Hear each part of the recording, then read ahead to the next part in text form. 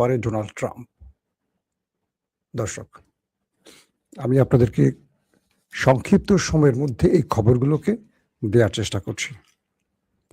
প্রথম যে খবরটি দিয়ে আমি শুরু করতে চাই, আপনারা তো সবাই দেখতে এবং শুনতে পাচ্ছেন, তাই তো? আমি বুঝতে পারছি না আমাদের ইউটিউবে দর্শকদের সংখ্যা এত কম কেন? কোনো প্রবলেম হচ্ছে কি?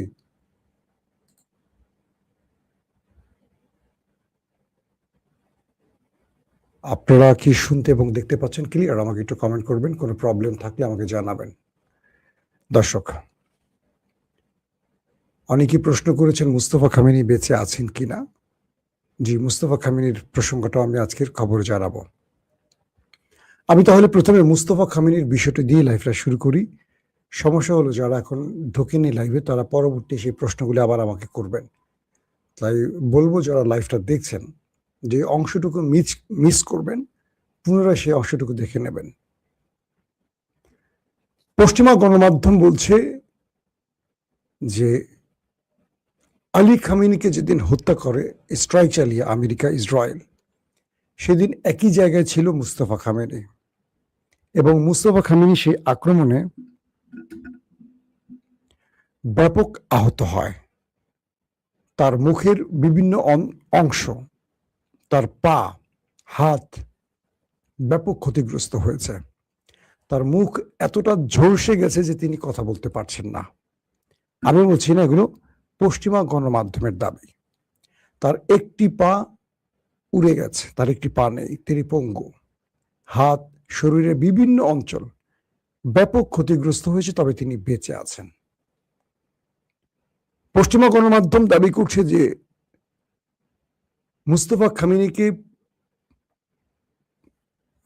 প্রেসিডেন্ট মাসুদ পেজিশকিয়ান, যিনি নিজে একজন ডাক্তার, তার তত্ত্বাবধানে রাখা হয়েছে এবং তাকে এমন জায়গায় রাখা হয়েছে যেটা ইরানের খুব কম মানুষ জানে, এবং তিনি তার প্লাস্টিক সার্জারির জন্য অপেক্ষায় আছেন, অর্থাৎ তার চেহারা প্লাস্টিক সার্জারি করা হবে।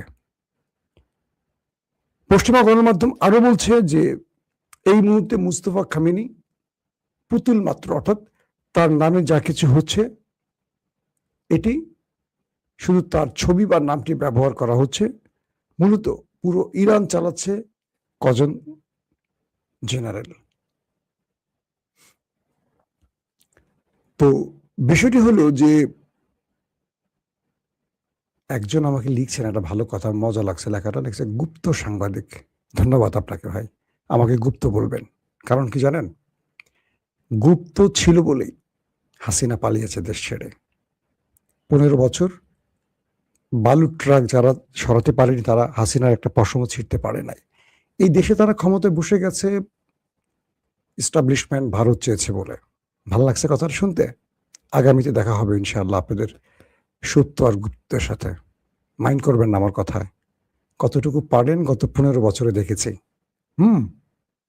একজন তো দেশই আসে নাই, আরেকজনকে জেলে ঢুকিয়ে রেখেছে, কেউ রাস্তাও নামেন নাই। এখন হাসিনা পালিয়েছে, খুব লাফালাফি বেড়েছে। লজ্জা করেন আপনাদের ভাই? হাসি মুখে বললাম, কষ্ট পেয়েছেন? বোরকা পরে ওই যে প্রেস ক্লাব থেকে মির্জা ফখরুল বোরকা পরে পালিয়েছিল, মনে আছে? গুপ্ত কারা বলেন? আমি না আপনি? ধন্যবাদ। তো একজন এসে, প্রিয় মাসুম ভাই, জাহেলদের কথা আপনি বাদ দেন, আমার আর বলা লাগলো না, দর্শকই আপনার উত্তরটা দিয়ে দিল ভাই।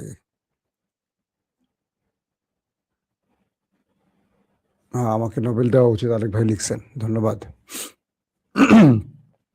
তো বলা হচ্ছে, পশ্চিমা গণমাধ্যমগুলো আরো বলছে যে কয়েকজন জেনারেল মূলত ইরান চালাচ্ছে, মুস্তফা খামেনি এই মুহূর্তে চালাচ্ছেন না।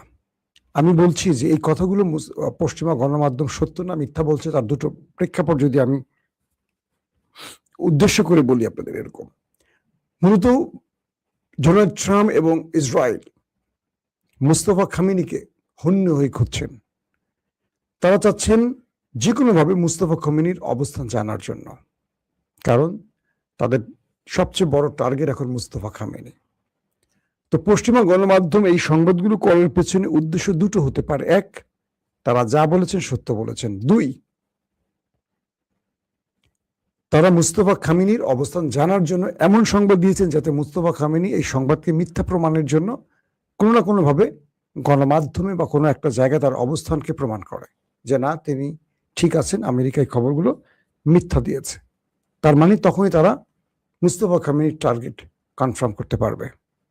এক, আবার যদি আমেরিকা ট্রাম্প বা পশ্চিমা গণমাধ্যম এত নিখুঁতভাবে সংবাদ দিতে পারে, তার হাত উড়ে গেছে, পা উড়ে গেছে, মুখ উড়ে গেছে, ঝলসে গেছে, এটা, তাহলে পশ্চিমা গণমাধ্যম যে সোর্সে খবর পেয়েছে, ধরলাম আমেরিকা বা ইসরায়েলের ইন্টেলিজেন্স সোর্স, তাহলে তারা মুস্তফা খামেনিকে প্রাণে মারছে না কেন? আমি ধারণা করতে পারি প্রথমটা, যে তারা বলছে এটি আসলে মিথ্যা। তারা পশ্চিমা গণমাধ্যমগুলো এই খবর দিয়ে মুস্তফা খামেনিকে ক্যামেরার সামনে আনতে চায়, যাতে করে তাকে টার্গেট করতে পারে। তিনি হয়তোবা ভালো আছেন, সুস্থ আছেন, এটা আমার বিশ্বাস। দর্শক, দ্বিতীয় যে গুরুত্বপূর্ণ, সেটি চীন ইরানে থাকা তার সকল নাগরিকদের দ্রুত ইরান ছাড়তে বলেছে। 28 তারিখে যখন যুদ্ধটা শুরু হয়, তখন চীন ঠিক একইভাবে তার জনগণকে ইরান ছাড়তে বলেছিল, এবং পরপরই আমরা দেখলাম ব্যাপক অ্যাটাক শুরু হয়েছিল ইসরায়েল আমেরিকার পক্ষ থেকে ইরানের ভেতরে। আবার নতুন করে চীন ইরান থেকে তার সকল জনগণকে চলে যেতে বলেছে, দ্রুত নিরাপদ স্থানে চলে যেতে বলেছে। তার মানে হলো, ধারণা করা হচ্ছে যে কোনো সময় ইরানে আরেকটি বড় অ্যাটাক করতে যাচ্ছে সেই দেশ দুটো। এখন প্রশ্ন হলো, ইরান কি এই বিষয়ে কতটুকু প্রস্তুত? ইরানের পক্ষ থেকে বলা হয়েছে তারা শত্রুকে মোকাবেলার জন্য সর্বোচ্চ প্রস্তুত আছে। পূর্বে যেভাবে শত্রুকে পরাজিত করেছে, এবার তারা পরাজিত করবে। আমেরিকা এই যুদ্ধবিরতির কদিনে নিজেকে প্রস্তুত করেছে, বিষয়টি এরকম নয়, ইরানও নিজেকে প্রস্তুত করেছে। এবং বলা হচ্ছে যে ইরানের ভেতরে এই মুহূর্তে তারা মুখিয়ে আছে ওই দেশ দুটোকে একটা বড় শিক্ষা দেওয়ার জন্য। যেমন ধরেন, আমেরিকা ইরানে যে আক্রমণ করবে, তার আরেকটি সিমটম পাওয়া গেছে।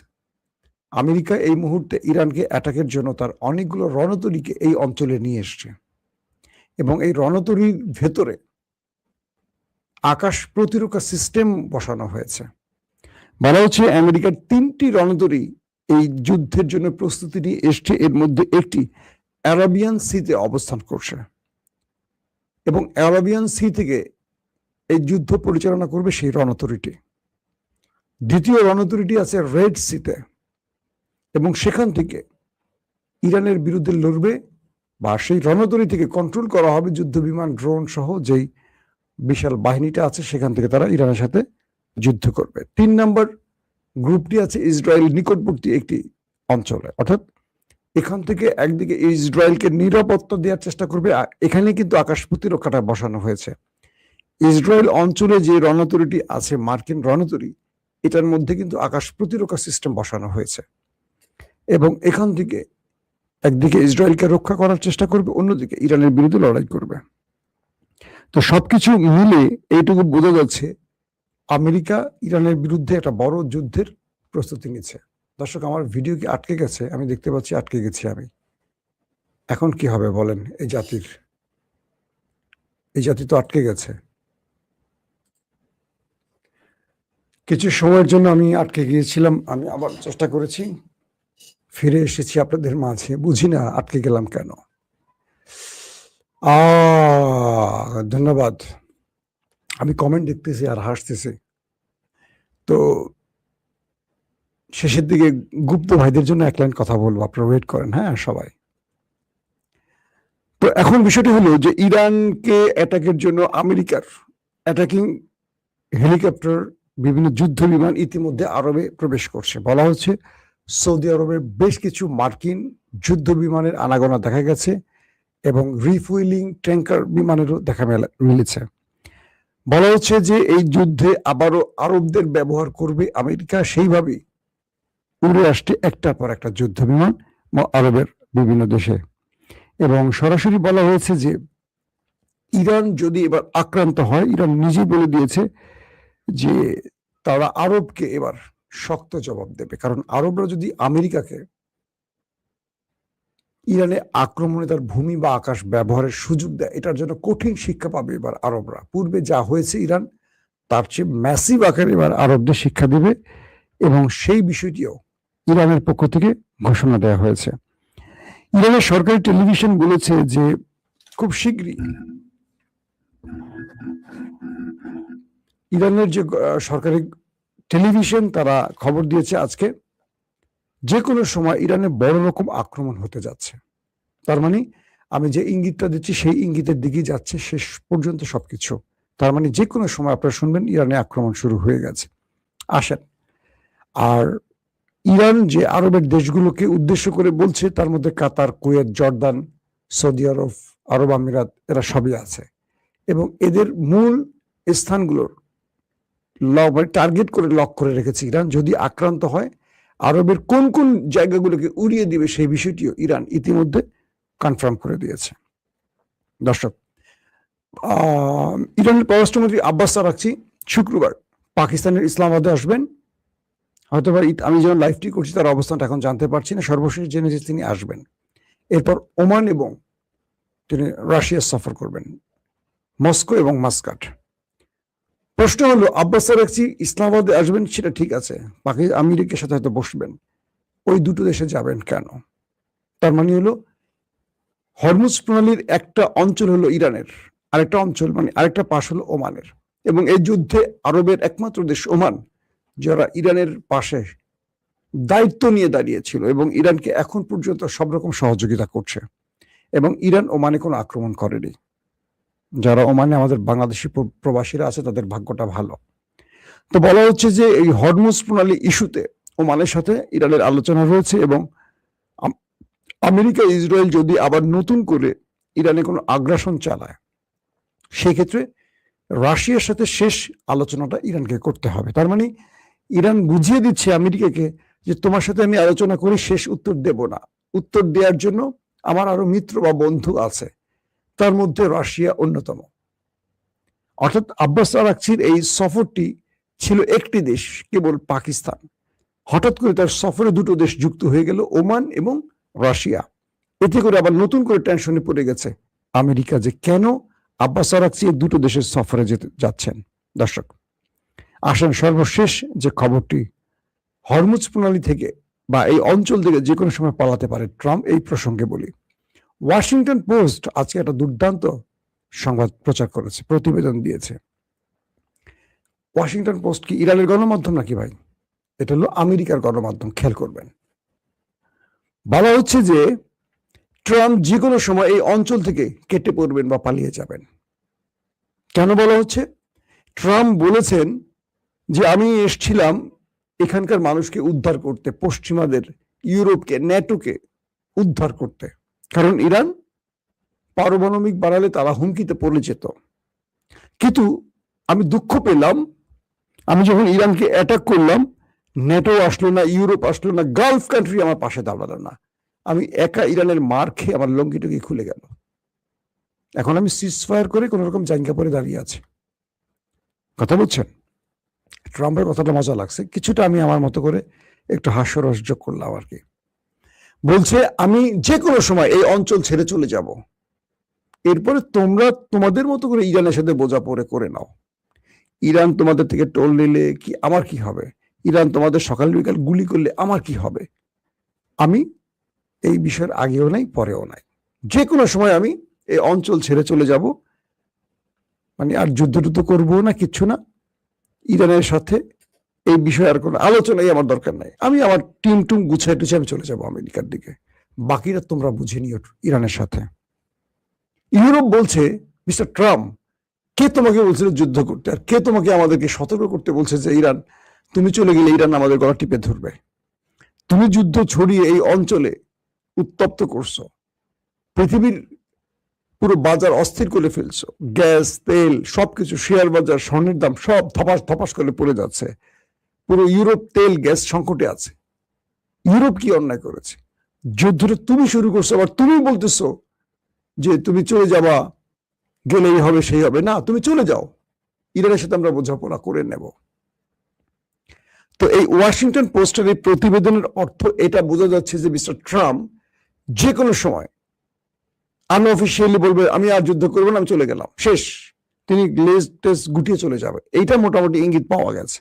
একদিকে মধ্যপ্রাচ্যে যুদ্ধ বিমান জড়ো করছেন, রণতরী হাজির করছেন, সোলজার বাড়াচ্ছেন, আবার তিনি বলছেন যে কোনো সময় তুমি পালিয়ে যাবেন। আসলে ব্যক্তিটা কি বলছে, সত্যটা কি? একটা দেশের প্রেসিডেন্ট, তাও কি পৃথিবীর সবচেয়ে পাওয়ারফুল দেশের প্রেসিডেন্ট, উনি আসলে বলেন কি আর করেন কি ঠিক বুঝতে পারছি না।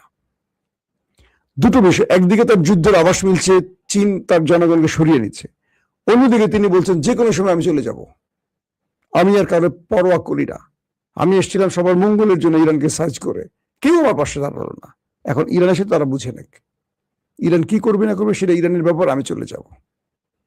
এই যদি হয় অবস্থা, তাহলে আমরা এটুকু বুঝতে পারছি যে ইরানের কাছে আমেরিকা আসলে ধোলাইটা ভালো খেয়েছে।